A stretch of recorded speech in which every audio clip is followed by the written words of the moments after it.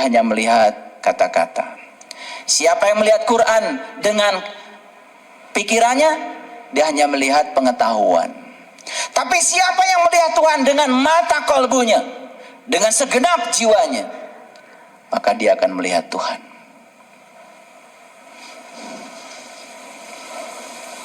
Clear? Oke, pelan-pelan, ngajinya pelan-pelan supaya runut ya. Pertanyaannya, apakah tanda Allah itu? Ini belum masuk, saya nanti akan kasih banyak ayat hari ini. Kira-kira bisa ditebak gak? Apa sesungguhnya tanda Allah pada diri kita? Sudah tahu? Iya, tanda Allah pada diri kita ya Allah itu sendiri.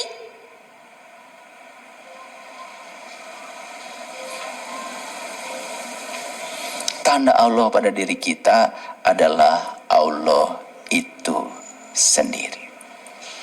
Yuk kita buktikan perlahan-lahan ya. Supaya jelas saya sampaikan dulu hadisnya. Jadi dalam hadisnya dikatakan, sampaikan dariku walaupun satu ayat. Seorang Rasulullah, seorang Nabi Muhammad dan nabi-nabi yang lain tidak mungkin menyampaikan sesuatu kepada orang lain, sesuatu yang belum dialaminya, belum dipahaminya. Saya pastikan itu. Karena ada ayat yang membatasinya nanti. Saya akan tunjukkan ayat. Jadi hadis ini adalah hadis riwayat Bukhari. Yuk, pertanyaannya sederhana. Nabi menyampaikan sesuatu kepada kita, tentu dialami dulu sebelum disampaikan.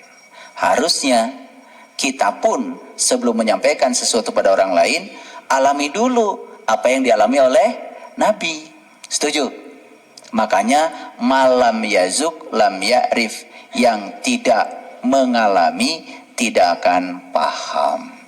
Jadi paham itu hanya lahir dari pengalaman. Jadi paham itu bukan dari baca buku, paham itu bukan dari baca kitab. Apalagi baca kitab hanya sekedar menggunakan pikiran. Kan yang keluar cuma sebatas pengetahuan. Itu yang menyebabkan perbedaan pendapat tidak bisa dibantah lagi. Jadi aja banyak pendapat, Pak saya jadinya berantem. Gitu. Kalau diikat oleh pengalaman, sekalipun kata-katanya berbeda, tidak akan ada perbedaan pendapat. Oke, lanjut dulu. Jadi hadis ini telah didangkalkan oleh kebanyakan orang dan telah menimbulkan satu kenyataan yang begitu mudahnya setiap orang untuk menjadi seorang pembicara dalam bidang agama, asal tahu satu ayat, besok-besok sudah menyampaikan. Nah, pendangkalan ini menurut saya harus diubah. Kenapa? Karena ada ayat yang membatasinya dan tidak mungkin hadis dengan ayat Quran itu berlawanan. Sebentar lagi kita akan masuk ke situ. Baik. Pernah lihat gak ayat ini? Ini Quran surat Asy-Syaff, surat ke-61 ayat 2. A'udzubillahi minasyaitonirrajim. Bismillahirrahmanirrahim. Ya ayyuhallazina amanu lima taquluna ma la taf'alun. Hai orang-orang yang beriman, mengapa kamu mengatakan sesuatu yang tidak kamu kerjakan? Pernah gak nyuruh anak melakukan sesuatu, padahal sesuatu itu sebetulnya oleh kita pun tidak dilakukan? Pernah? Pernah apa sering? Diturut gak kira-kira sama anak?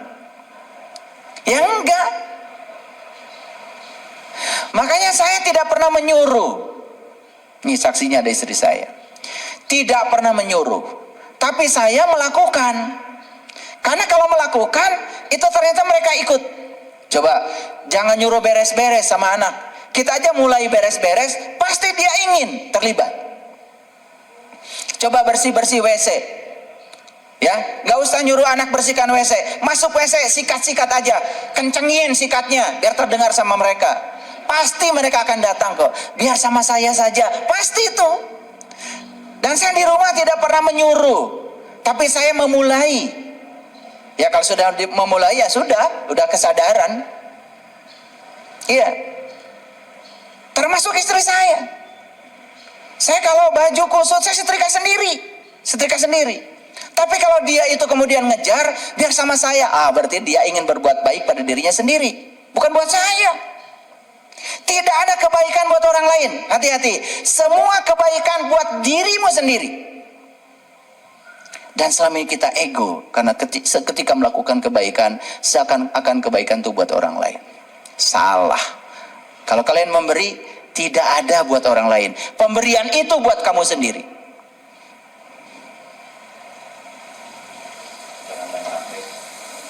Ya? Jangan main HP. Lah, ibunya bilang jangan main HP sambil main HP. Yang saya tidak melarang main HP ya, karena sekarang banyak yang bisa dipelajari di HP.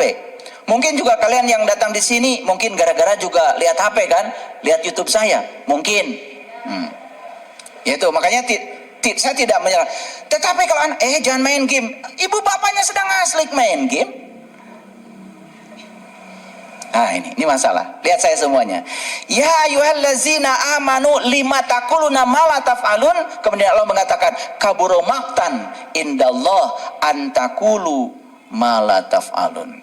Amat besar ketidakriduan di sisi Allah bahwa kamu mengatakan apa yang kamu tidak kerjakan. Yuk lihat saya semua. Ilmu itu syaratnya harus koheren. Tidak boleh bertentangan. Tidak mungkin hadis dengan Quran bertentangan. Hadisnya mengatakan sampaikan dariku walaupun satu ayat. Kalau ayat yang dimaksud adalah ayat yang tadi, sementara Quran membatasi, jangan kamu mengatakan sesuatu yang kamu tidak mengalaminya, tidak memahaminya, tidak merasakannya. Kalau itu kita gabungkan, berbenturan kan? Di satu sisi kita boleh mengatakan, yang penting kita tahu satu ayat kan begitu? Di satu sisi Quran membatasi, tidak boleh kamu mengatakan sesuatu yang kamu tidak mengalaminya, merasakannya karena kamu tidak paham. Nah sekarang bagaimana sesuatu yang tidak koheren menjadi koheren, tidak bertentangan? Sekarang pahami, ayat itu tanda. Tanda Allah yang ada pada diri kita yang paling besar itu adalah ruhku yang Allah tiupkan ke dalam diri kita. Makanya ada hadis yang mengatakan man arafa nafsahu faqad arafa rabba. Siapa yang kenal dirinya, dia kenal Tuhannya. Siapa diri kita itu sesungguhnya?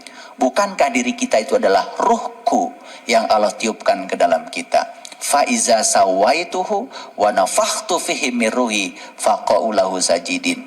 Tanda Allah yang nyata dalam diri kita adalah adanya ruhku yang Allah tiupkan ke dalam diri kita. Makanya ruhku sering disebut sebagai bagian dari dirinya. Ruhku sering disebut sebagai percikan dari cahayanya. Banyak istilah-istilahnya. Tetapi gara-gara ruhku itulah kita hidup, bukan? Setuju sampai sini? Jadi tanda Allah yang nyata dalam diri kita adalah kehadiran ruhku yang Allah tiupkan ke dalam diri kita. Kenali ruhku, berarti kita sudah mengenali satu tanda. Dan kalau sudah mengenali satu tanda, berarti kita sudah beriman. Kalau kita sudah beriman, berarti kita sudah boleh membicarakan sebatas yang sudah dialami. Maaf ya, iman kita kan iman percaya. Percaya belum mengalami. Kan lucu. Percaya sesuatu padahal belum mengalami. Kok bisa? Terus terang kalau saya disuruh mempercayai sesuatu yang saya belum membuktikan, belum mengalaminya, ya saya tidak bisa. Walaupun dipaksa saya tidak bisa. Makanya muncullah la ikraha fiddin. Makanya agama tidak ada paksaan.